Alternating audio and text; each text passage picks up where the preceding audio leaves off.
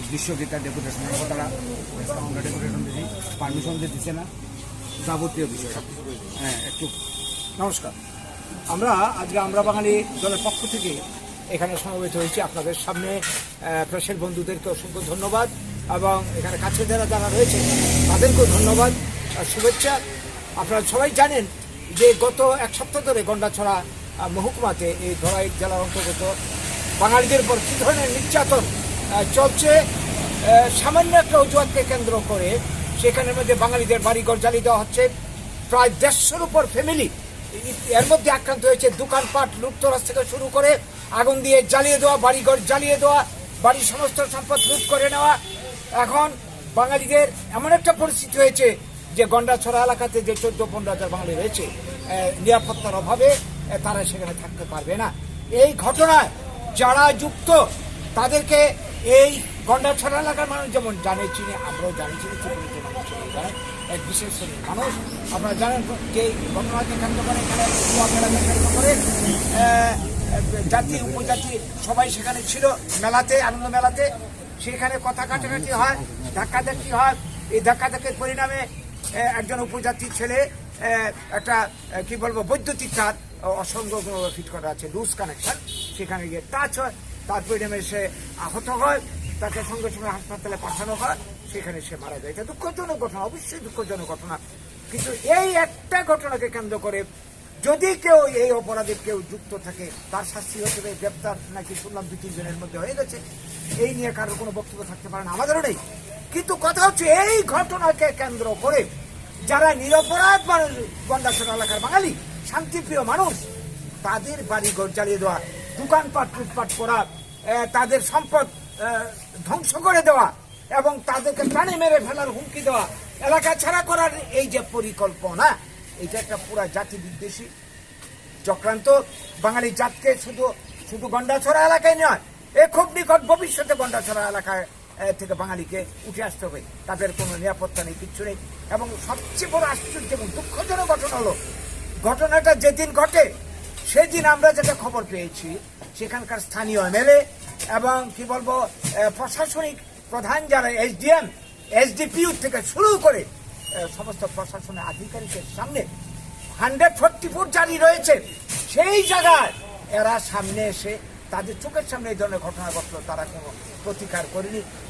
Police বা অন্য যারা ছিল তাদের কোনো নির্দেশ জারি করেনি। তার মানে কি পরোক্ষভাবে এই ধরনের কাজে তাদেরকে সহায়তা করে দিয়েছে। তাদেরকে বাঙালির সর্বনাশ করার জন্য পেছন থেকে তারা সহায়তা করেছে, এটাই ঘটনা চক্রে প্রমাণ করছে। তারপরের ঘটনা যারা জীবন বাঁচানোর জন্য রাতের বেলা মানে জঙ্গলে পালিয়ে গেছে, বাড়িঘর লুটপাট করে নিয়ে গেছে, তারাও চিহ্নিত এলাকার মানুষ চিনে জানে। এবং আরও যে ব্যাপার, এটা যে চক্রান্ত, তার প্রমাণ হচ্ছে এলাকার লোকের বক্তব্য যে গন্ডাছড়া এলাকার দুষ্কৃতকারী ছাড়াও দেখা গেছে আমবাসার থেকে পাশে কি বলবো অম্পির থেকে তৈদুর থেকে এই পাশের এলাকার থেকে অনেক উপজাতি উগ্রবাদী যুবক এই মানে বাঙালির এই সম্পদ ধ্বংসে অংশগ্রহণ করছে। তাহলে এটা একটা প্রি প্ল্যান পরিষ্কার।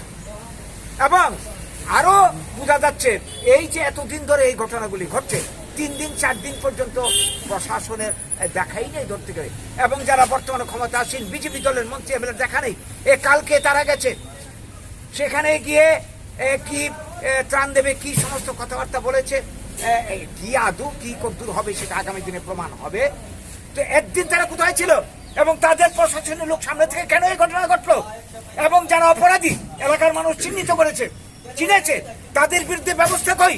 আজকে 4 দিন 5 দিন গত হতে চললো, তাদেরকে আজ পর্যন্ত গ্রেপ্তার করা হয়নি। এবং যারা শরণার্থী হয়েছে তাদের মানে সবচেয়ে দুঃখজনক যেটা যে তাদের জলের ব্যবস্থা নেই, নিরাপত্তা তো নেই, পানীয় জলের ব্যবস্থা নেই, খাবার নেই। এই একটু একটু স্থানীয়রা একটু একটু সাহায্য করেছে। এখন মানে পরিস্থিতি যখন কি বলবো ঘোলাটে হচ্ছে, একটা বিয়ে ভেঙে গেছে, 11টা বিয়ে হওয়ার কথা ছিল, এই বিয়েগুলি বন্ধ হয়ে গেছে।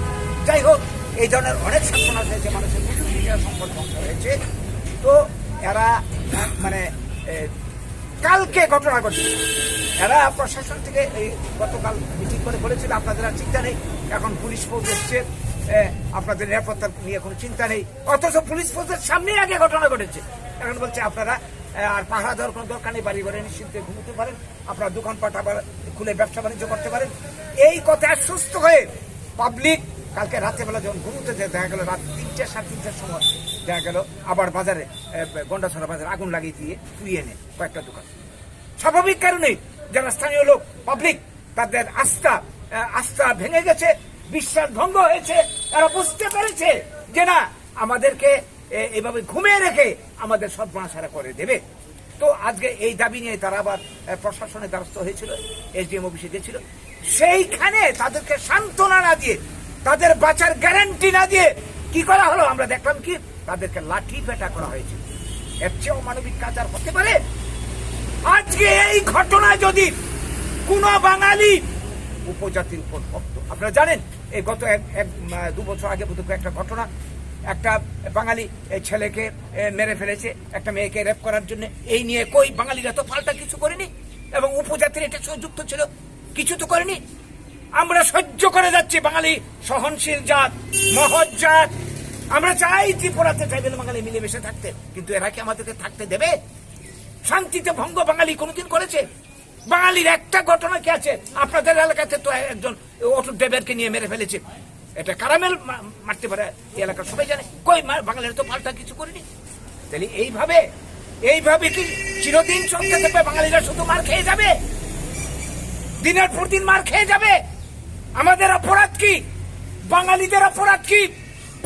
এই রাজ্যের, এই দেশের ভূমিপুত্র বাঙালি, মেঘনার পূর্ব পার পর্যন্ত যখন ত্রিপুরা সীমানা বিস্তৃত ছিল, এই অংশের মানুষ আমরা, স্বাধীনতার রূপকার বাঙালি, এই রাজ্যের উন্নয়নের মালিক বাঙালি। এই রাজ্যে আজকে উপজাতিদের মধ্যে লেখাপড়া যতটা শিখেছে, চাকরি বাকরি উন্নয়ন হয়েছে ইত্যাদি, এর পেছনে অবদান কার? বাঙালি। আজকে সবকিছুকে অস্বীকার করে বাঙালি জাতিকে টার্গেট করে